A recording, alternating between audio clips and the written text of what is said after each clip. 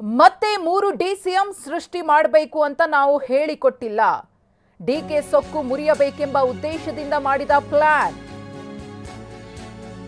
ಮತ್ತೆ 3 ಡಿಸಿಎಂ ಸೃಷ್ಟಿ ಮಾಡಬೇಕು ಅಂತ ನಾವು ಹೇಳಿಕೊಟ್ಟಿಲ್ಲ. ಡಿಕೆ ಶಿವಕುಮಾರ್ ಸೊಕ್ಕು ಮುರಿಯಬೇಕೆಂಬ ಉದ್ದೇಶದಿಂದಲೇ ಪ್ಲಾನ್ ಮಾಡಲಾಗಿದೆ.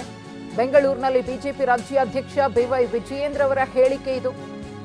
ಅವರ ಪರಿಸ್ಥಿತಿಯ ಅರ್ಥ ಮಾಡಿಕೊಳ್ಳಬೇಕು ಎಂದಿದ್ದಾರೆ ಬಿವೈ ವಿಜಯೇಂದ್ರ. ಲೋಕಸಭೆಯಲ್ಲಿ 20 ಕ್ಷೇತ್ರ ಗೆಲ್ತೀವಿ ಅನ್ನೋ ಭ್ರಮೆಯಲ್ಲಿದ್ದಾರೆ.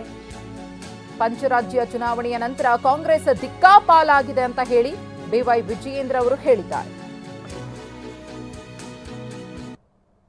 ಅವರ ಪರಿಸ್ಥಿತಿ ನೀವು ಅರ್ಥ ಮಾಡ್ಕೊಳ್ಳಿ. 136 ಸ್ಥಾನಗಳಲ್ಲಿ ತೆಗೆದುಕೊಂಡು ಗೆದ್ದು ಬಂದಿರತಕ್ಕಂಥ ಕಾಂಗ್ರೆಸ್ ಸರ್ಕಾರ ಲೋಕಸಭಾ ಚುನಾವಣೆ 20-25 ಕ್ಷೇತ್ರ ಗೆದ್ದುಬಿಡ್ತೀವಿ ಅನ್ನೋ ಭ್ರಮೆನಲ್ಲಿದ್ದರು. ಕಳೆದ 5 ರಾಜ್ಯಗಳ ಚುನಾವಣೆಯ ಫಲಿತಾಂಶದ ನಂತರ ರಾಜ್ಯದಲ್ಲಿರ್ತಕ್ಕಂಥ ಕಾಂಗ್ರೆಸ್ ಮುಖಂಡರು ಕೂಡ ಈಗ ದಿಕ್ಕಾಪಾಲರಾಗಿದ್ದಾರೆ. ಅಂದರೆ ಅವ್ರಿಗೆ ಏನೂ ಕೂಡ ಏನು ಮಾಡಬೇಕು ಅಂತೇಳಿ ತೋಚ್ತಾ ಇಲ್ಲ.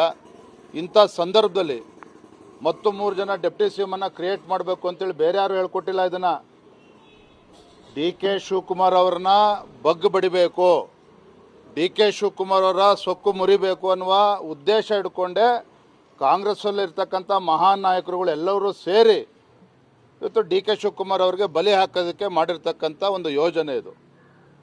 ಅವ್ರಿಗೆ ಯಶಸ್ವಿ ಆಗಲಿ ಅಂತ ನಾನು ಕೂಡ ಶುಭ ಹಾರೈಸ್ತೇನೆ. ಅವರ ಪರಿಸ್ಥಿತಿ ನೀವು ಅರ್ಥ ಮಾಡ್ಕೊಳ್ಳಿ. 136 ಸ್ಥಾನಗಳಲ್ಲಿ ತೆಗೆದುಕೊಂಡು ಗೆದ್ದು ಬಂದಿರತಕ್ಕಂಥ ಕಾಂಗ್ರೆಸ್ ಸರ್ಕಾರ